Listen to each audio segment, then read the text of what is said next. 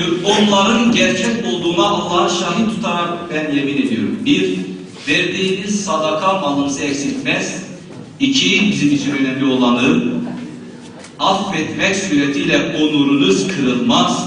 Belki daha sonra bir babaya mensup olduğumuzu fark ederiz. Derken eğer bir köyde doğmuşsak, bir kabileye mensupsak, bir kabileye mensup olduğumuzu, bir köye ait olduğumuzu fark ederiz. Zamanla şehir hayatıyla tanıştıysak bir şehre ait olduğumuzu fark ederiz. Şimdi İslam kıymetli kardeşlerim, burası lütfen özellikle istirham ediyorum. Şöyle bir tefekkür edelim.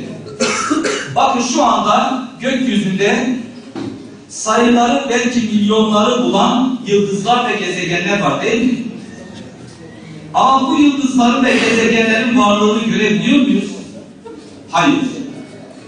Akşam karanlığında gökyüzündeki o yıldızlar gök kubbeyi süslüyorlar. Ama güneş doğduğunda artık o yıldızlar bir kayboluyor, yok olmuyor. İşte İslam böyle bir güneştir. Bütün farklılıkları kendi potasında eritir ama imha etmez. O yüzden İslam dini bütün insanların bu anlamda sahip olduğu farklılıkları onlara birer zenginlik olarak takdim eder. Ve nihai hedefi de onun Allah'a kul olmasını sağlamaktır. Çünkü kainatta her şey bizim emrimize musallat kılmışsa, her şey bizim için ise biz ne içiniz?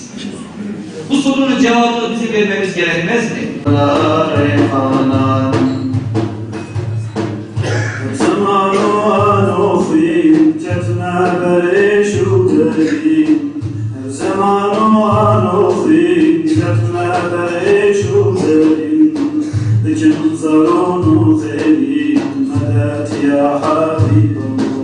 İçi başımın şarabın kansın ya Resulallah, kansın ya Resulallah. Şu seni seven kişi verir yoluna başı, verir yoluna başı.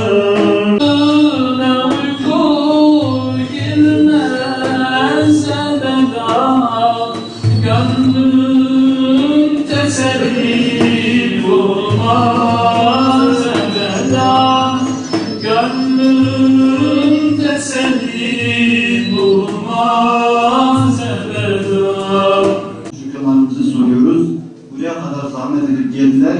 Peygamber sevdasının, peygamber özleminin sergisini bir göstergesi.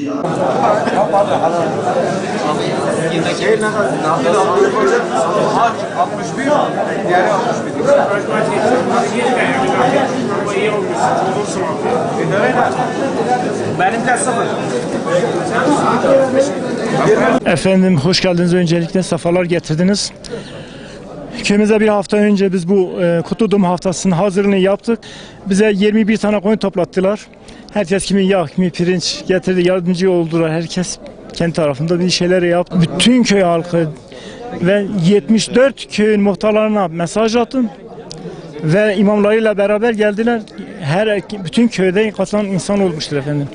İlçede olmak üzere, mahalle muhtarları olsun, mahallede imam olsun, herkes katıldı. Süreci çalışmaları nedeniyle herkesin vesile olmasını için herkesin katılmasını istiyoruz.